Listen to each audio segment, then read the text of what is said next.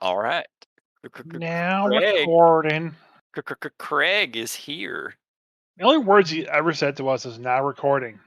Yeah, he's really not very talkative. I know, right? Crazy. Oh, Are I you feeling talkative? I'm always talkative. Have you met me? I never shut up. I know. No matter how hard you try, matter how many people strangle me in my sleep, still keep talking. Lots of times, don't even know what I'm talking about. Just making up shit. That's what I That's do. true. It is true. Something, something, widow main, something, something. I'm like, yeah, I know what I'm doing. I know all about this thing we're talking about. Hashtag bullshitting my way through it. Exactly like I did in college. Yeah, and that's why you were in college for 7 years. Yep. Yep. It was Most more like people go to 9. college for 7 years, but they Yeah, come out being doctors. that's true. That is true. Forgot what But movie that was. I don't remember, but I think it It was was an an Adam Sandler movie. I think it was. No, no, no. It was a Chris Farley movie. I think it was like that ninja movie. might have Oh, been. I can't remember. It's one of those 90s like just dumbass comedies, Billy Madison or something like that probably. Yeah. Cuz I definitely remember that quote from a movie. But anyway, so what are you talking about tonight? Well, first off, I'm DM Christopher. And I'm the Grumpy. Grumpy Dungeon Master Jay. You forgot again. How dare you? The Um, the fact I've remembered for most of the past 2 months is a miracle in its own. now it's my turn. Yep. Ow, my fingers. Um, so anyways, I found out today that I'm at least a level 5 warrior or fighter. Okay. What Yeah. makes you say that? So me and the family went out and we were donating a bunch of my daughter's old useless toys that she doesn't need anymore, and like 6 bags of plushies that she doesn't need anymore. Okay. And so we're getting rid of all that and a bunch of clothes that don't fit her because she just grew out of like everything she owned. As kids do, and your kids an exception amongst kids. Yeah, and she's 6 years old and wearing like size 10, 12 children clothes, which are freaking enormous. Um, and we go to Cracker Barrel. We have a dinner. That's all I'm going to say. Okay, well, first I will say this. This is not related to D&D at all, but I go to Cracker Barrel. I used to work at Cracker Barrel when I was in college, and one of the things you can order when you Cracker Barrel is the Cracker Barrel sampler that comes with meatloaf, chicken and dumplings, and either the country or sugar ham, and three sides. How have I not known about this? Because you literally just named 2 of the 3, like 2 of the things that I always order at Cracker Barrel. It's like at the bottom of the menu where like they list all the things. It's like you're gonna get the sampler. Because Well, their meatloaf is literally the reason to go to Cracker Barrel. it's really good, and it's also quick too because it's already made and sitting there, and we just take them out of the hot box and put it on the line and cut it up. Sure, Well, yeah. anyways, the sampler is supposed to be a sampler, okay? I.e., not full portions of each, okay? Alright. And so when you do the sampler, you're supposed to cut like a slice of meatloaf, which is a 1 inch thick like chunk, but you're supposed to cut it in half again, okay? And that's the sampler piece of meatloaf. It's half a. Half If of a you just half. order the meatloaf, if you order the meatloaf, you get the 1 inch slice. But if you order the sampler, you get half of that. You Alright. also get half a slice of the country or sugar ham. Okay, Yep. and you also get Half a a scoop of side. the dumplings. Yeah, half a scoop of the dumplings. Okay, and then you get 3 sides. Most meals comes with 2 sides. This one comes with three by default. Okay. When I got the dinner, okay, there were 2 full slices of ham, a full slice of meatloaf, okay, and they even overcut it to begin with. And then I got the large bowl of the chicken and dumplings. I had the equivalent of 3 meals sitting in front of Yeah. me Okay, for dinner. so you got your normal appetizer. I got my normal appetizer. No, I couldn't finish it all. It was a lot. Is that even possible? I don't know that I've ever heard you say you can't finish it all before. Well, I took the ham home with me, Yeah, Um, it's easy travel at least. and I'm gonna make a fried rice out of it because I Okay. have some leftover rice I'm gonna make, and that's pretty much it. But anyway, so we were coming home from Cracker Barrel, and I was absolutely stuffed. And as we were coming home, this spider crawls across my windshield on the inside of the car, not on the outside, While driving? while driving. How big is Okay. it? How terrifying? Um, it, its body was like it was about the size of a quarter, maybe a little bit Okay. bigger. Okay. So, it's crawling there, and I punch the windshield, but I don't punch it too hard because I don't want to like break my windshield. Right. And I miss the spider, and then I immediately punch it again, and I hit the spider, and it goes squish and dies, and the body falls to the floor. Okay. So I know from by default I'm a level 5 fighter because I made 2 attacks within 6 seconds. Okay. And um it died in a single hit. Okay, so I had disadvantage in hitting it because it's a tiny creature, and it's a tiny creature, it's a Right. tiny insect that has 1, maybe 4 hit points, depending. I'm gonna just say 1. And I did my unarmed attack damage against it, and I killed it in 1 hit, so I did at least 1 damage. It means my strength is at least 12. Yeah. Yeah, you have at Okay. least your strength bonus.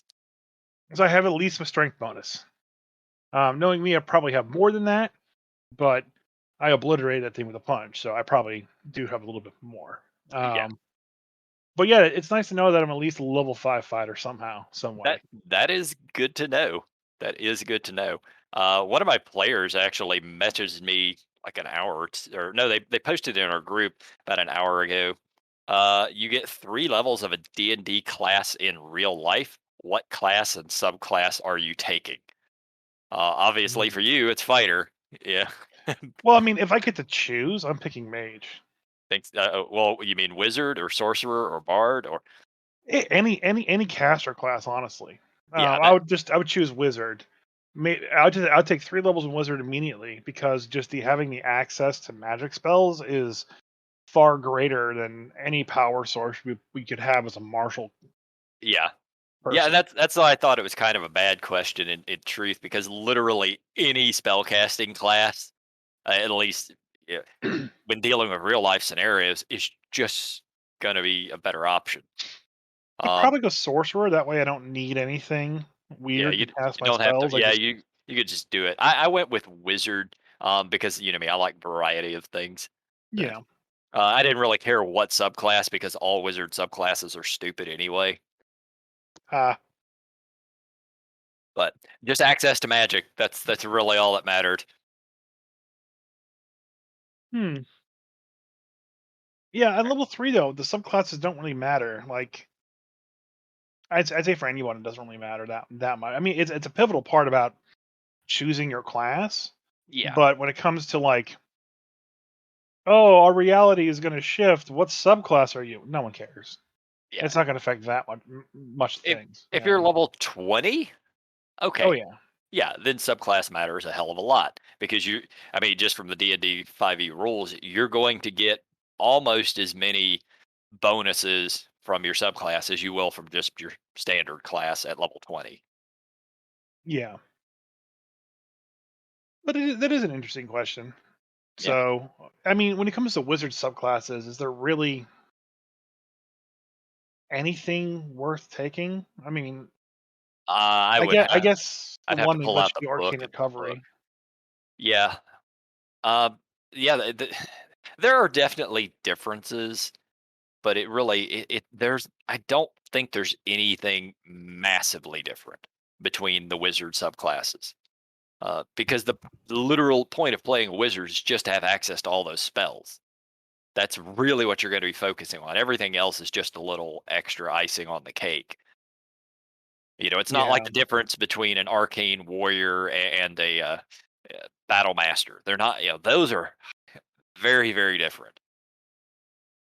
Yeah, looking at it right now, most of the wizard subclasses are just school. Like Yeah. Oh school of yeah. conjuration, school of illusion. Yeah. But the ones that aren't There's you only get war one that I know of. magic. Yep. So war magic will let you at level 3, you really get your ability at 2, but at level 3, um, you can fortify yourself whenever you cast a spell.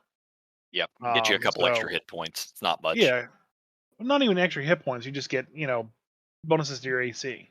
Oh, Ooh, that's what. Yeah, yeah. yeah. But you're a fucking spellcaster. What are you doing up here anyway? Blade singing, you're able to wear light armor, but you can only do that. You can never use a one-handed weapon. No, Um, wizards can't wear. Well, they yeah, but we're prop. talking we're talking about you right now Oh, getting through sure. Yeah, levels of. Nothing stops you from wearing light armor as yeah. even being a wizard. So that's kind of irrelevant. Um, Order of the Scribes, you get the really cool bonus action where you can, create get a little tiny quill and write in a book and stuff like that, and some stuff with the stuff, and your spell book is awakened and shit like It's that. dumb and pretty much useless. Right. But here's the but. If you go into the world of uh whatever that stupid show is, the D&D show on Thursdays, damn it, can't Critical remember it. role.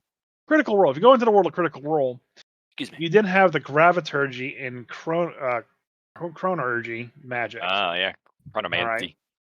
So with chronomancy at level 2, okay, you can add your intelligence modifier to your initiative rolls, which is great. Okay.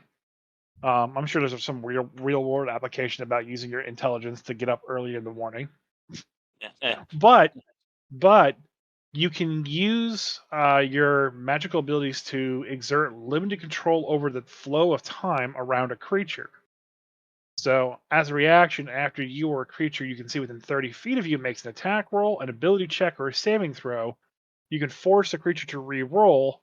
You make this decision after you see what the roll succeeds or fails. The target must use the result of the second roll. You can use this ability twice and regain any expended uses when you finish a long rest. So, if you take that as your subclass, okay, you could effectively, um, redo things in real life. Let's say you're making macaroni and cheese and you fucking burn the macaroni and cheese. Oh shit, you know? All of a sudden you're just like, nope, I'm redoing that. And all of a sudden macaroni and cheese just becomes like normal. Like you catch it before it boils over or some shit. You could totally Groundhog Day. Well, I'd say anything within like 30 seconds or last 6 seconds you could redo. Yeah, Not yeah. you, Well, you I'm couldn't just saying groundhog Groundhog. day it yet. Yeah, well, if it's unlimited, I don't know how many times you could use it. It's probably not unlimited. But if it was unlimited, you could Groundhog Day because oh, I screwed this up, and then I'll just back up 30 seconds and try it again. Yeah, just keep Well, trying yeah, until you get it right. you do it twice a day in that case. Yeah, yeah. Okay, so not Groundhog Day level. What No. was that movie with Tom Cruise where he kept dying over and over again? I don't know if you ever saw that one or Saving not. Private Ryan. No. No, there was a, You sure? movie yes, I'm positive. There was a movie Tom Cruise made, I wanna say 5 or 6 years ago, where he was basically caught in a time loop, a la Groundhog Day, and he was trying to find the best way to save humanity. He ended up getting drafted into the military to fight some aliens, and he just kept dying and failing over and over and over and over and over again until they finally got it right. So, um, Edge of Tomorrow. yeah. So it's called Edge of Tomorrow. It's based on a manga called Live Die Repeat. Yeah, that's what the original title of the movie was. And well, like when I saw it in the theaters, it was Live Die Repeat, and then I guess when they released it later, they changed it to Edge of Tomorrow. Yeah. Uh, Sorry, it's called the manga's called All You Need Is Kill. Okay. I think the I, tagline was Live Die Repeat. yeah, But yeah, that I was think the movie was released as Live Die Repeat. maybe. I really like that movie. That movie is one of my favorites. And I don't really like Tom Cruise movies. Um, but I like that one a lot. The manga's really good too. It's worth checking out. Yeah, the movie was interesting. And oddly, there's a lot of Tom Cruise movies I don't like, but then there's a lot of them I do like. I don't get it.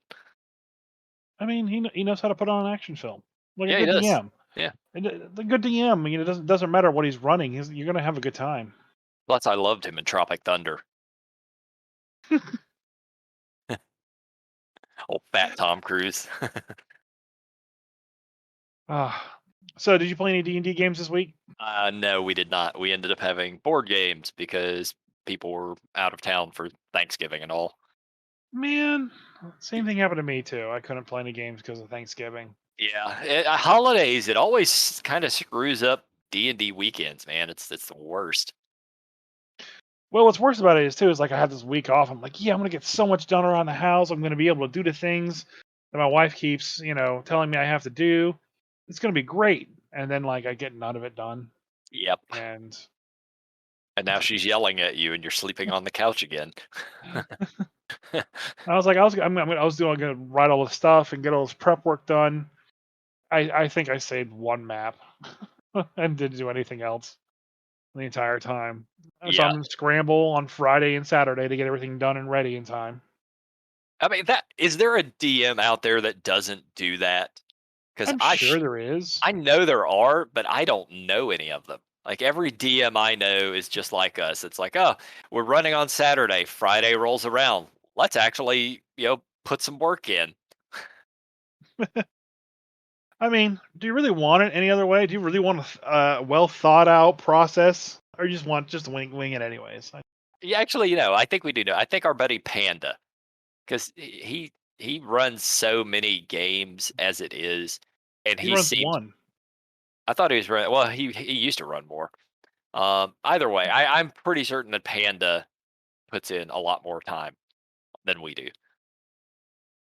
I'm not sure if he puts in more time, Well, but he's more efficient with his time. He's not a let's do it the last second of the last day. We have to run in an hour. Oh, let's get to work. you remember the episode of The Simpsons where Homer has to do his tax for the year, and he's like, "Oh crap, it's 11:58. I got to mail in my taxes by midnight." And like he's going around the room, and it's like, "Bart, you were wounded in the war. What war? Vietnam." Like that's how I scramble when I work on my stuff at the end of the day. Yeah, just like me in college. Back to that. What's weird about it too is that like I can even in college it was that way. It's definitely a problem we should probably get looked at. Well, Um, I mean, I have legit, attention deficit disorder, so that's that's just a thing we all kind of do. Ev- attention. What? Yeah, everything will get done, and if I'm going to do it, it always gets done, and it's always on time, and it's always well done. But it's gonna get done at the last freaking minute. Yeah. But yeah, I got to scramble and get some stuff. I'm looking for some really good like street level maps. That way I can prep a lot of just like different maps so I can do different um uh just different street encounters randomly Yeah, for, being in Waterdeep. And like there's a way with Foundry to kind of like set up a like background catalog of the stuff so you always have that stuff available so you can just pull it into your campaign setting. If you're running like Icewind Dale, you could have a maps of just like snow terrain already there and set up and ready to go instead of just setting it up per campaign. But I, in proper fashion, haven't sat down and taken the time to actually work through I that. have to figure out how. So it's a probably something I should get looked into. Um, but yeah, like I said, I didn't do much, and it sounds like you didn't do much either. Um, No, I've just been I spent a little time still scrolling through the level up 5e stuff. yeah, Uh, I'm kind of reading because there's so much stuff that's different in advanced 5e than standard 5e, and there's no way that I'm going to be able to know everything. So I expect at some point my players are going to pull out some bullshit they just bought at a store that isn't even in standard 5e that does some other stuff. yeah, and that's what's really hard about adding in different systems, like different supplements into the fifth edition core rules, is because like you're gonna get some weird stuff that you're just not prepared for unless you spent the time to Like navigate those documents and yeah, work ahead of it. even now, every once in a while, they'll pull out an ability. I'm like, where the hell did you get that? Oh, it's part of my class. Oh, okay. I need to tell you a secret that happens to Yeah, me now with core 5e rules. yeah. And I'm using Core 5e rules. Like, yeah, it's just there's there's a number of archetypes and subclasses that I don't know them all. I can't remember everything. It's impossible. What do you mean you get advantage on dexterity checks? Yep. Yeah. How are you always hitting on advantage? How is this a thing? Um, one of the things that I did come across that I don't think we've ever actually talked about this on the podcast, but it's poisons. And I know we've talked Mhm, about like basic poison damage and the poison effect, but mhm. I'm pretty sure we have never actually discussed the actual like rules for poison and the usage of them. Okay. One, do you ever actually use poisons in your game? And I don't mean like a mana or like a mana core poison or something like that. I mean actual poisons that players can purchase and utilize. If they want to, then they can. But have you? Mine's the same way. If they want to, they can. But have you ever They actually had any of them do that? no.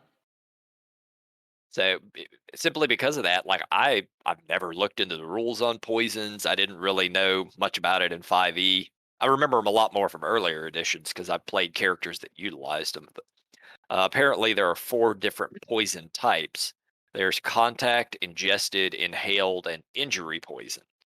And that's kind of standard. Like your contact is it just any touch on the poison, it'll take effect. Ingested is obvious, you consume it. Inhaled is you breathe it. And injury is they have to cut you or do damage of slashing or piercing to actually make it take effect. Mhm. Um, and like if that's all you read, then you're like, okay, I guess it just makes them poisoned. But then you scroll down and it has a whole bunch of them like sample poisons. So these aren't even necessarily things that are real or exist in your world. They're just sample poisons. And it gives a price next to them and the type for the ingested, inhaled, contact, etc. And then below that, there it actually says what a lot of them do. And I just because I've never looked at this really or thought about using it, I'm probably going to start using it some in the future. So be ready, players. You're fucked. My issue with that, and I remember seeing the table in the DMG. It's just that it's easy for monsters to get a hold of that stuff and like use it, you know. But Yeah. it's really if you have a lot of like downtime shopping stuff that you want to be able to use, then sure you can get poisons in. You run into an issue of power creep if you let every attack come with an extra 1d6 poison damage. I don't think you're going to have to worry too much about power creep so long as you control how much money you put out because the cheapest one per dose is 150 gold. And the I thought like DC, the most of them were like DCs, 20s. no, I'm looking at them. Price per dose, and this is on the D&D Beyond website. Price per dose of the cheapest one is 150 gold. And that the DC for that save is only a 10. Yeah. So, like, they're not super dangerous and they're rather pricey. The most expensive one is 2,000 gold, and that is the purple worm poison. And the DC for that one's yeah, it's 19. It's pretty nasty. Yeah, And but there's that also one, like the drow poison and stuff too. yeah, but the like the drow poison's 200 gold. But the DC for it's 13 Constitution saving throw. And if you fail it, you're poisoned for an hour. If it fails by 5 or more, you are also unconscious, aka the sleep venom. Yeah, but I guess you could control it with the amount of gold in, but that's just gonna be difficult. I mean, And I then know how much money roughly my players have, and there's no way they'd be buying much of this, and they're 10th level. They okay, could they can. It's not that they couldn't. They could absolutely go out and drop 4 or 5 grand on poisons. But yeah. with the DCs being as low as they are for a lot of these, it's not really going to be efficient or worth it most of the time unless you're really playing a character that wants to utilize this. I still think there's an issue with the power creep, especially when you start bringing in the higher end ones.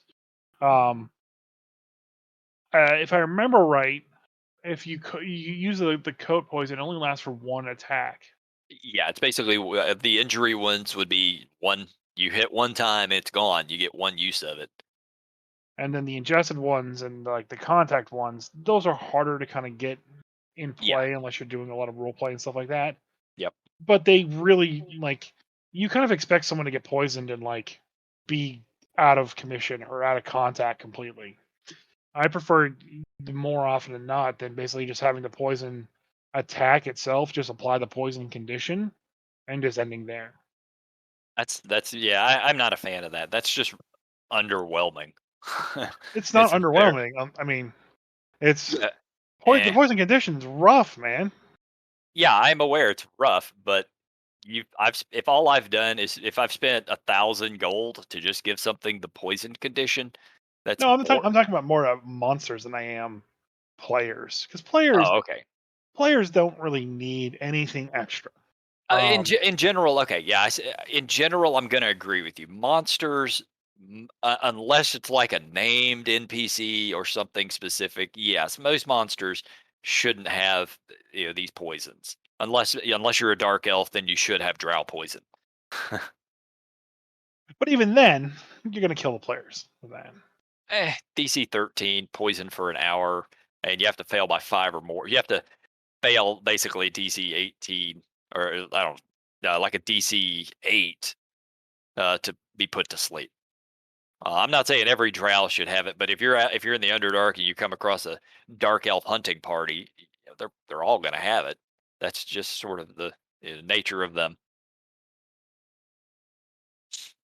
Um, Walloping ammo is another thing, kind of like poison too, where you can just once you give that to a player and they have that, and they spend the 100 gold per shot that it is.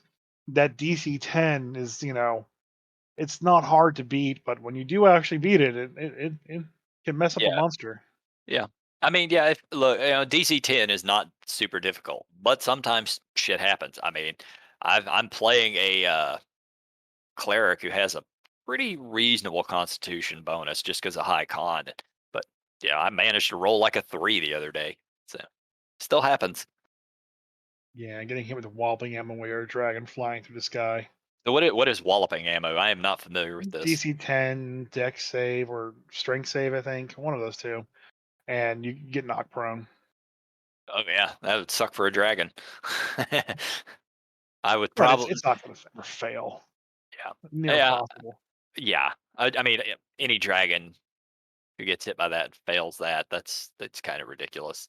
I guess it's But not impossible. it would burn a legendary resist though, Sure. Yeah, oh yeah. because it's not going to want to fall out of the sky. No, that's a lot of extra damage. Where is that walloping ammo at? What book is that? Because I've never. And it was Xanathars, I think, had the common magic items in it. Yeah, Xanathar's had It was yeah, Xanathars. yeah, it was Xanathar's that had the common magic items. Had a lot of them. Yeah, that would be in Xanathars then. Okay. It was a Uh, common magic item. yeah, walloping ammo. I don't think it's not going to be a thing in my game just because I don't have firearms.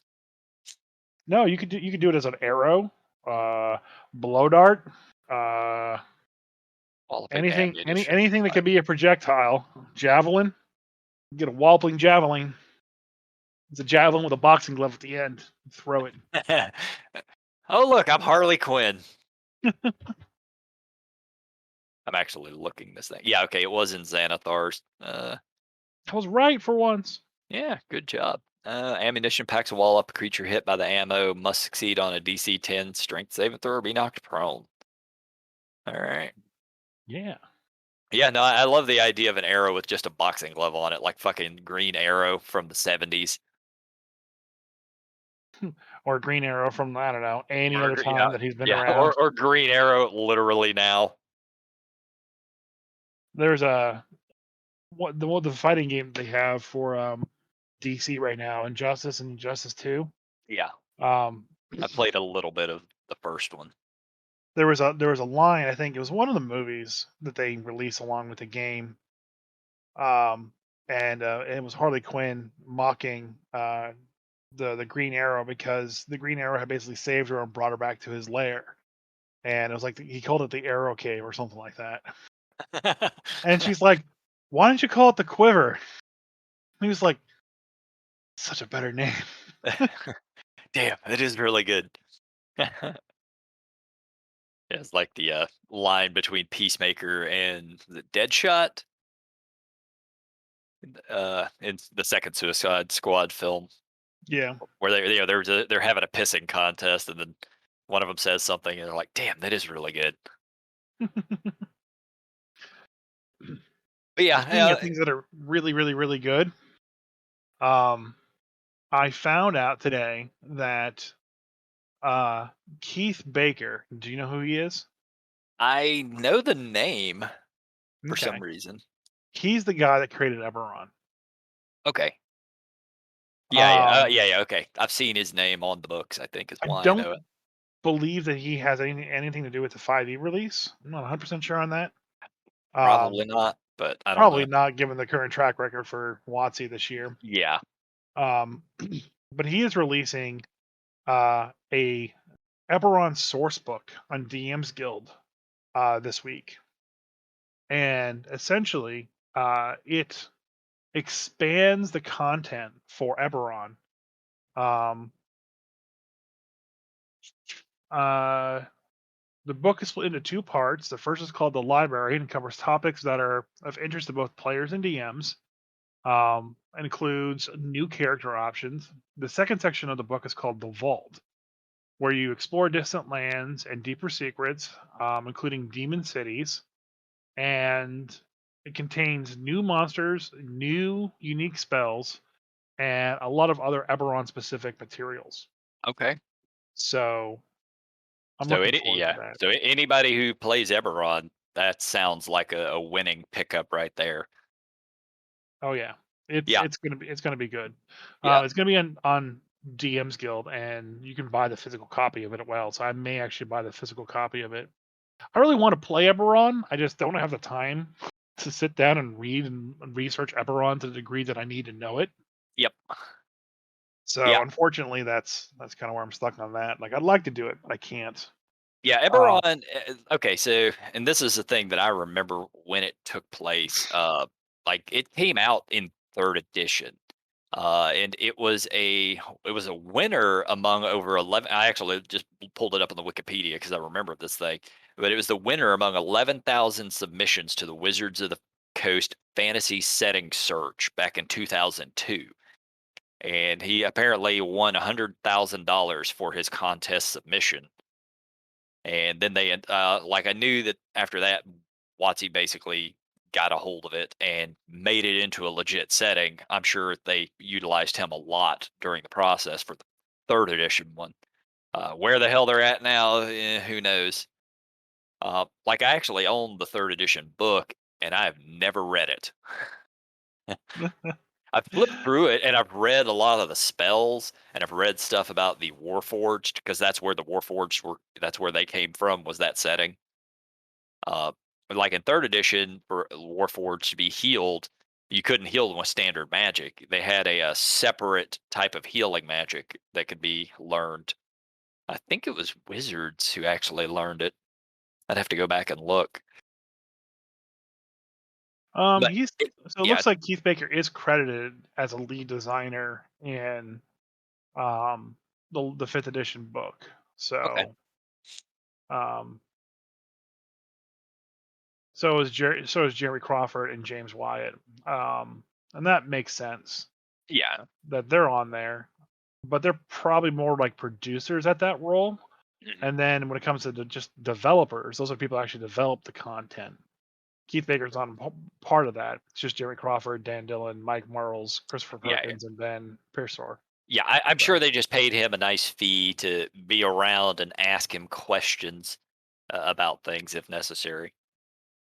yeah, and it was disappointing to hear that I wish they'd actually done that with like Hickman and Weiss with Dragonlance. That would have been yeah. smart,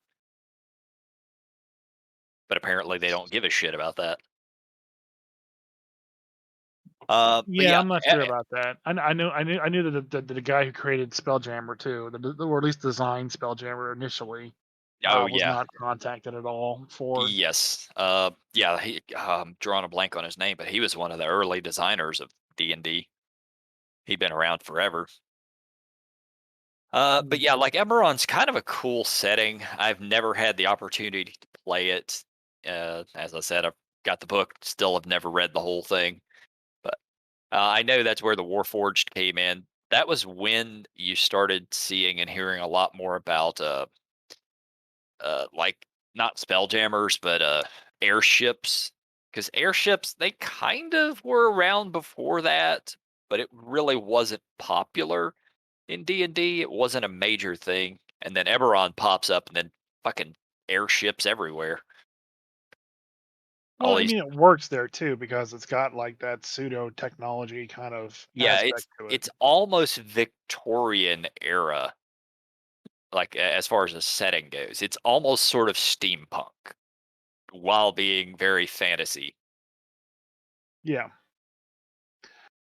So I'm looking forward to that kind of release and kind of like I said, I've read enough of the book to kind of get a general idea. Like if I were to pick up Eberron like a pamphlet and run it, I know the basic idea. I know the war, I know the Warforge, I know the demons and how some things work, but I couldn't run a campaign off of it, Mhm. off the cuff like I can for like Waterdeep. Mostly because I spent all my time reading that. Yeah, it is Baldur's kind. Guide to Waterdeep, essentially. It is kind of interesting, the idea of running a campaign that you are not familiar with the setting. So I got a hold of a catalog a couple days ago of, it was 1987 FASA, FASA catalog. FASA is I think it's pronounced FASA. They're the company that made Shadowrun and BattleTech. There's a whole handful of games that they're responsible for that are still around. And I got to flipping through there, and I came across a Doctor Who tabletop role playing game, Hmm. which I never knew existed. I didn't know it was a thing, and then me and my players got to talking about it. Yeah, and I was like, I would never run a Doctor Who role playing game. I just wouldn't, because while I grew up watching the old Tom Baker ones and the Peter Davidson ones from the early '80s, I that was it. That's my knowledge of Doctor Who. I know that he dies off at the end of every few seasons and then is reborn in some other form, but I can't tell you much more than that. Well, I mean, Doctor Who, once you know the base lore, like pretty much what you just said right there, you can feasibly run anything because it can take place anywhere in any setting at any time in any era. So just kind of Yeah. get familiar with what you like and run that. I'd be curious as to like how. How does it work? Do you all play doctors? I That mean, was that was that has another happened. question. Yeah, I know it has. I know they've done a few where many of the doctors have met up at a different point in time. But They just did it recently, oh, actually. did they do another one? They did it in the '80s too. Well, it was the third Doctor, the 13th Doctor is now dead, and she's replaced with the 14th Doctor. And not that she met the other Doctors in person, but they all she was the Master merged his consciousness into her, so hers was like suppressed, and in the back of her head, she met all the previous Doctors, essentially all the guys that are still alive, minus Yeah, yeah, Tom Baker, um, and had like a small chat with all of them. yeah. So all the modern era doctors showed back up. Well, the guy that played the janitor in Harry Potter, he plays the first Doctor now. Oh, okay. Yeah, so they brought him back as like an expansion of the first Doctor story when he regenerated, and so he's actually playing that role. He looks exactly like him. Huh. So um, be kind of interesting if they start filling in other Doctors as well too with lookalikes. Yeah, I think they definitely want to leave the Tom Baker one the fuck alone though. Well, That'll Tom just Baker came back as when the 50th anniversary happened. Tom Baker showed up again as the Doctor, as a museum curator, and mentioned that the Doctor later in his life decides to basically wear faces and kind of like retire, so to speak, and he retires as the Tom Baker Doctor in the London Museum okay. or something. or something. Yeah, it's a And that's exactly how you play Doctor Who, the tabletop game. Yeah, it doesn't work or something, and then you're done. You just keep going with it, and everyone has to roll with it because that's just how the show works. Why can't it's gonna work that way at the table?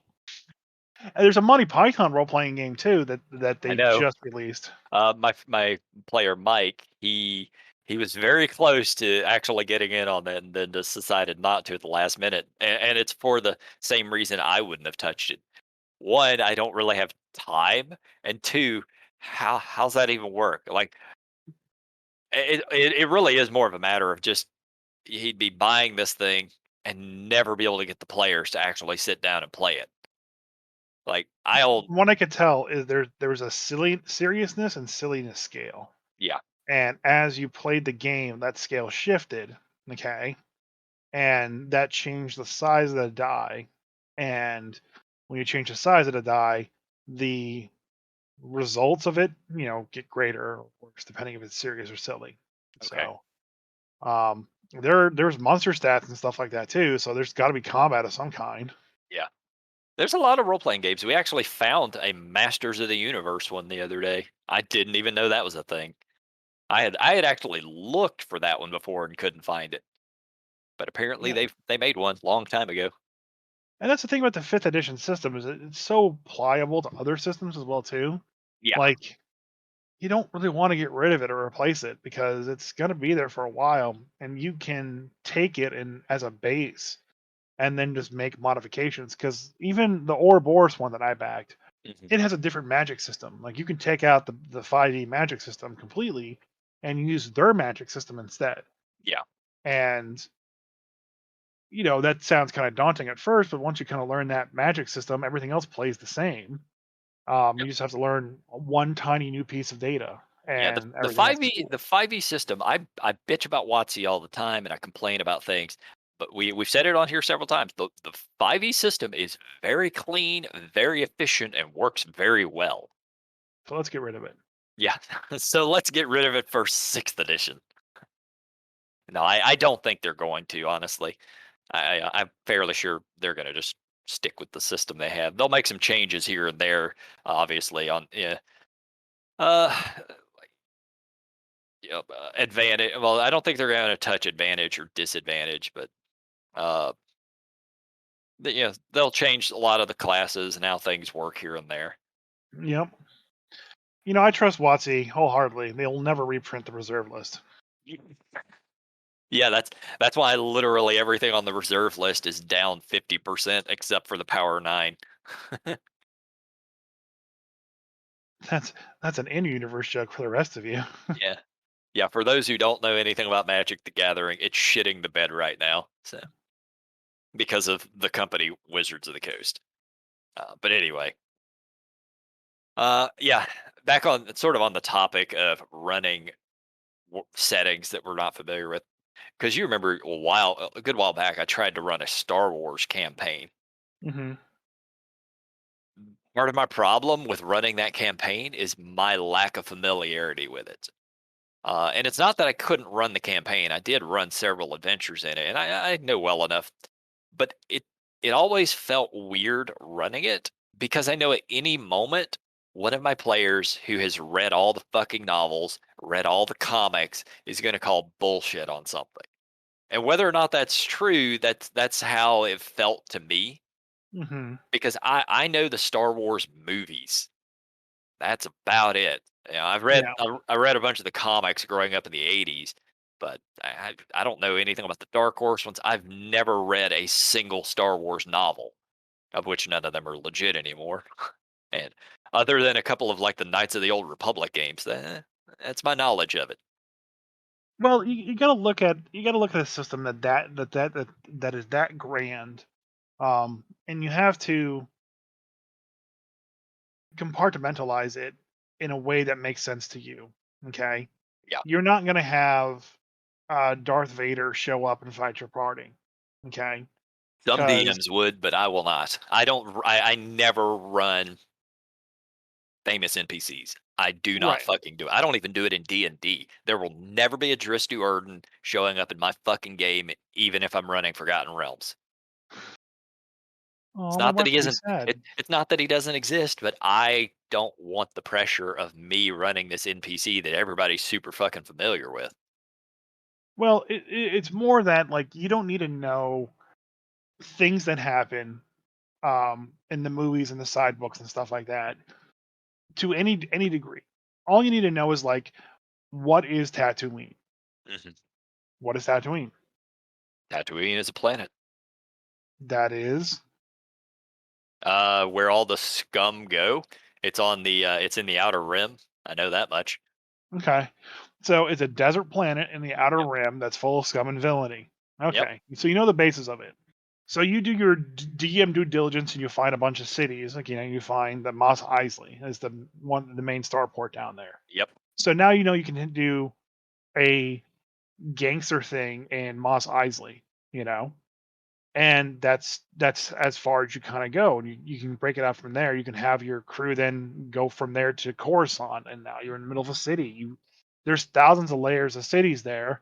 The planet size that it is huge, so you can just run all these stories that you want and never touch anything that's ever been published. exactly. But And you that's can't that's touch anything that has been published. it's better to not touch anything that's been published. I won't say no DM can do it. I will not be the one to ever do that. There are absolutely DMs who could run games that touch on published works. I mean, honestly, kind of what you're doing right now is say, it's very similar to that because the published work was the Waterdeep campaign, and you're touching on it from a different perspective, a different aspect with what you're Right. doing right now. And what I'm doing those too is like I wanted to bring the yawning portal in as a major set piece for the entire game. So I had to basically learn everything about the yawning portal that needs to be appropriate for the setting. So that being said, like I learned all of Durin's history, and I learned all of the other major story NPCs' histories, and Yeah, I'm not going to say them all because they're all relevant. I'm kind of waiting for the players to kind of grasp onto one of the NPCs so I can run with it. Um, but there's a lot of story there, and none of it's in the book, so I'm gonna have to make it up. But at the same time, too, I can kind of have free reign with how I want things to go. yeah, Um, when I was starting running my uh, Spelljammer campaign at Adventures League, I used Waterdeep as the start for that as well too because it was very familiar with it, and I have the map. I have I actually have two. I have two copies of the Waterdeep official map. This okay, massive, massive map that is the Yawning Portal, and so I use that as the starting tavern that they were in for the start of the Light of Zarsis, whatever it was, yeah, and I started kind of like talking as the NPCs, and because I had all their little figures too, and the whole group got transfixed on Durin, and the fact that he is this well-known adventurer, now bar owner, that basically went into the Yawning Portal, came out full of treasures and alive somehow, and they were more interested in what's at the bottom of the Yawning Portal than going out into space. I And mean, yeah, that's its own campaign in itself. I flipped the map over. Okay, and this is a big 2 foot by 3 foot map. I flipped the map over, and when I flipped the map over, that map on the back side, the whole 2 foot by 3 foot, is the first level of the Dungeon of the Mad Mage. I was like, "Hey, you want to know what's down there?" And I flipped it over. I was like, "This is level one. There's 100 levels. Yeah, This bigger, bigger." yep. And they're all kind of like, "Yeah, I want to do that." That actually leads me to the last topic I had. I had sent you a video recently I where watched it. did you? Don't watch it. No, No, not okay. at all. That's all right because it's not particularly relevant. But the basic idea of the video was in the original Dungeons and Dragons and first edition, there was actually a rule in the game that very few DMs ever noticed. And it was that whenever you are not playing, time in your game flows at the same rate of time as reality. So if I end my game, Hmm. on a Saturday evening at 11 o'clock, and we don't play again until that next Saturday at 5 o'clock, that whole week, that we waited between games takes place in the game world. Hmm. I know, right? And I never knew about this rule. I have never played with this rule, but it is kind of a fascinating thought. And the idea behind that was, D&D was very different way back then. It was literally dungeons. So you're just in a damn dungeon the whole time. You go down as far into the dungeon as you can, and then that week of downtime that you have between play sessions is it is just sort of assumed that your characters are going back to town, they're training, they are, talking to whatever NPCs that are in the town, they're buying whatever equipment they need to continue further into the dungeon. Because you're talking about the Dungeon of the Mad Mage, which is 100 levels. That is a first edition early D&D thing. When I personally first started playing D&D, that was sort of how it was presented to me, was these monstrous dungeons with untold levels. Hmm. And I've talked to I've talked to my other dungeon master Johnny about it before, a while back, about just running a setting like that where it's just one giant goddamn dungeon. And the idea really kind of appeals to me.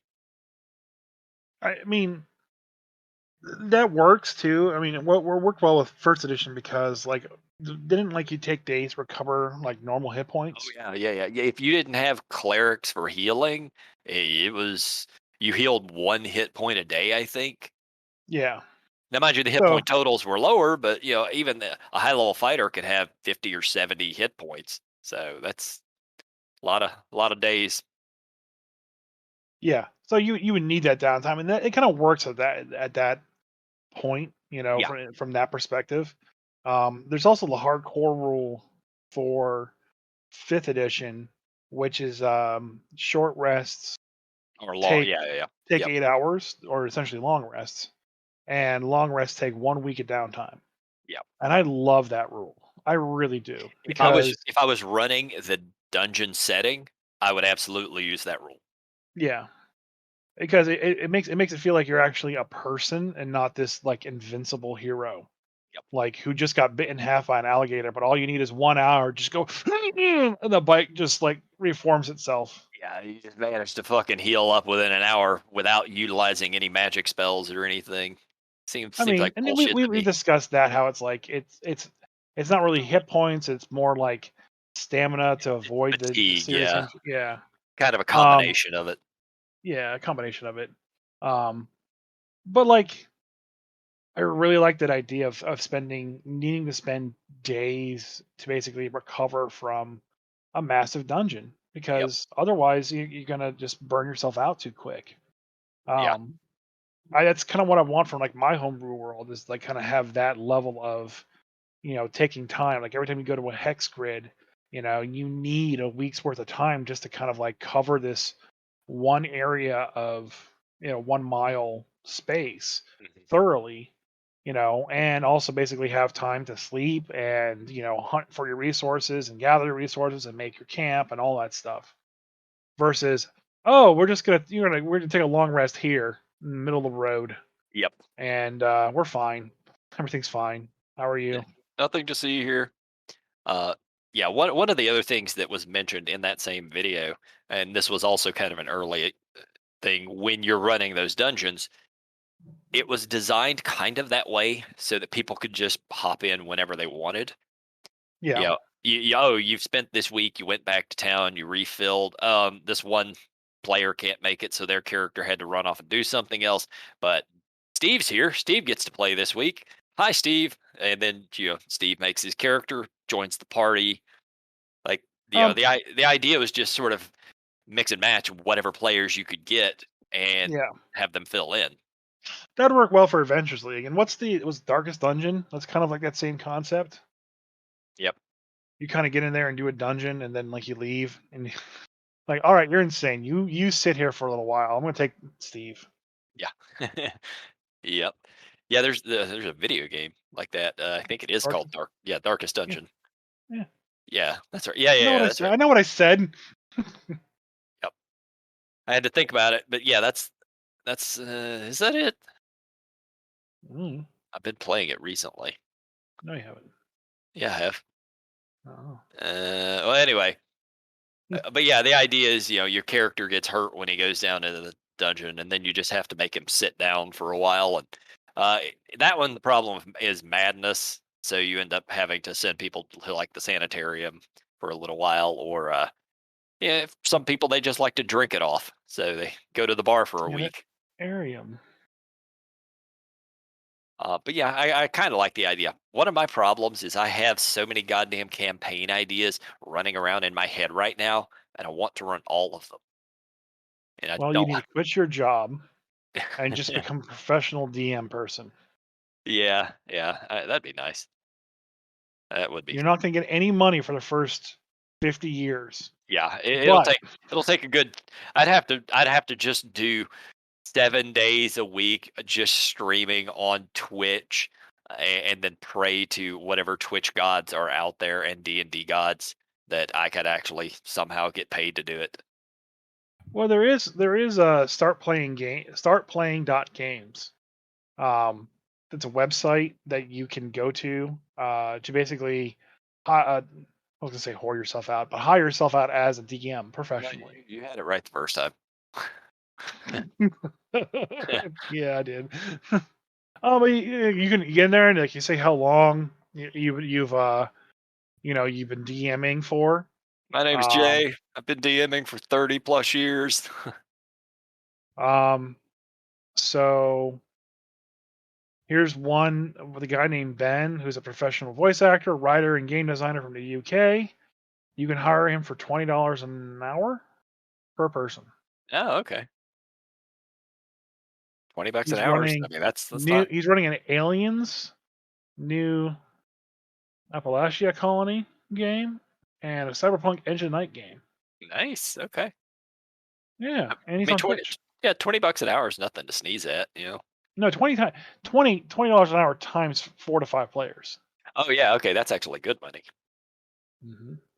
Yeah. Now, if I can do that 5 days a week, And what do you need? Yeah, I mean you could run one game a day. That'd yeah. be enough. But yeah, that's my fallback career. Yeah. Yeah. So if you get laid off or fired, you're just going to DM 5 days a week or however many. 6 days a week. Yeah, All right. my weird backup career. Yeah. I mean, So I did find one last thing when I was searching articles out there in the void, and today when I was waiting for my food to get delivered at Cracker Barrel. It was a story on Reddit about a player that wanted to vent about his DM. Okay, okay. and the synopsis of the story was this: they had murdered a bunch of people who were hired swords to kill them. Okay, and the captain of these hired swords had a document on them saying, "Hey, kill these people, and we'll pay you 400 gold." All right, Okay. and that was the captain, the leader of this hired sword group, was going to get 400 gold. So they didn't know who they were going to, you know, what the other soldiers were going to get. All right.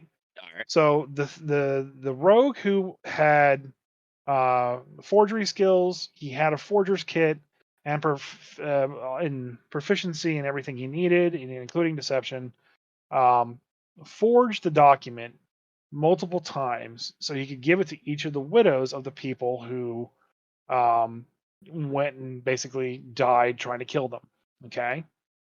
Okay. They had already fooled the guy. They had basically also provided evidence that had been defeated. The party had been defeated as well.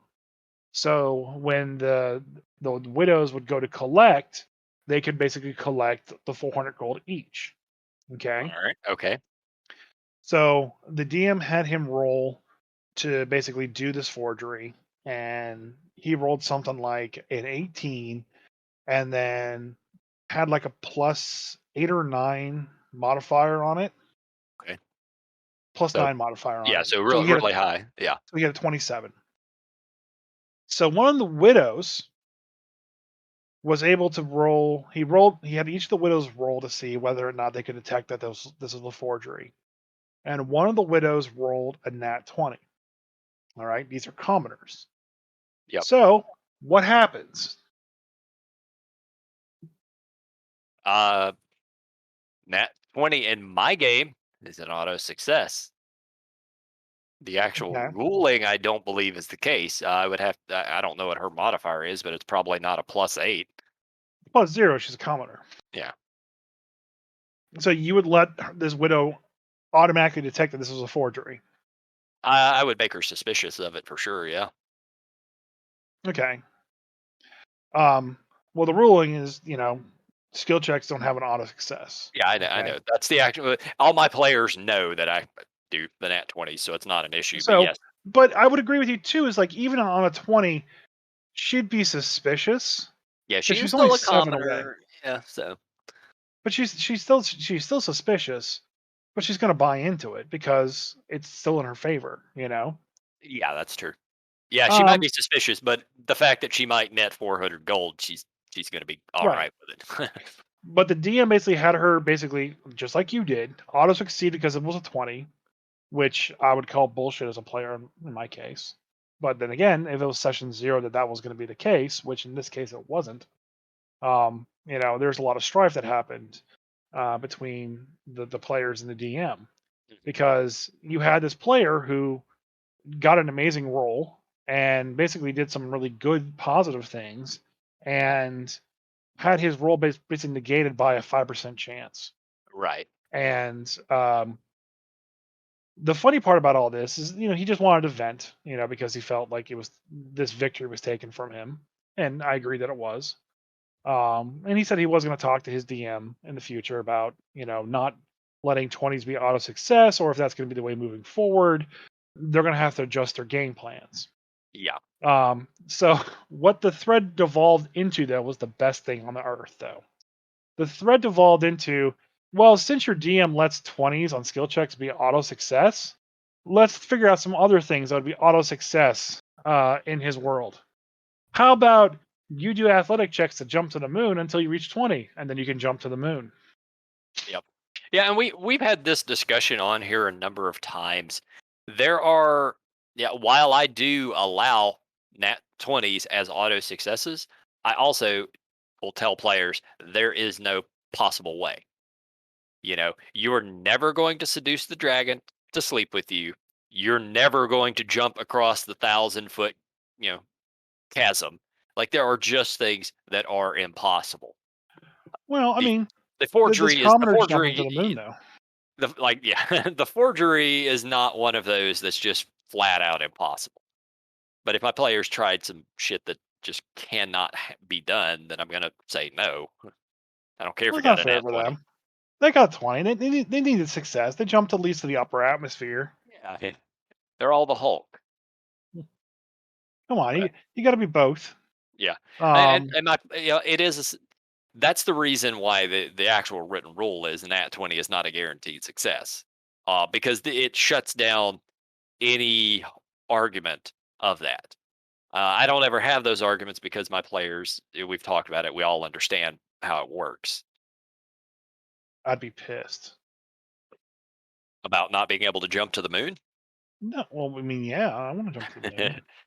uh, No, but like if I got a 27 and some bitch was like, in the midst of grieving pain that her husband's now been killed and she's now a widow and she now has to work at the bakery forever now because her husband no, she died a doesn't. horrific death. She doesn't have to work at all because she's about to inherit 400 gold, And she's going to see through my forgery. What, did I spell forgery wrong? which you probably would. I mean, no, I got spell check and I'm not a master thief. No, that's fair. I didn't roll 27 on my forgery. It actually happened to me at the LARP. It kind of was irritating a little bit too. Hmm. I have leadership skills, I have battlefield commander, and I think I have siege mastery. And we were going into a castle that was being sieged, and they had siege weapons there. I was like, "Can I just turn this on the gate?" They're like, No, you don't have the appropriate skills. Like I have the appropriate Yeah. skills What do you to mean I that. don't have the skills? I have all of the skills. So you don't have the strength. I have 6 strength. I have 7 strength actually right now. I mean, I can move the ballista around. I promise you. Yeah, Like, I no, could you gotta go over literally there just and I could do a cradle puzzle. it in one arm like a little baby and move it. That's what I did with my uh my ranger gif in the Fandelver campaign. I just took a dwarven ballista and was just running around with a stupid thing. Like, yeah, my sidearm. Ruin the DM's Day by Christopher Waples. And this has been a PSA from the Grumpy Dungeon Masters. If you have a DM, make sure he has a heart attack. Yeah. Yep. Definitely ruin any plans that they have and make sure their campaign falls apart. If you ever go to fight a dragon, give it a little kiss. All right. I think we're done here. I got nothing else. All right, goodbye. Bye, guys. Bye, Craig.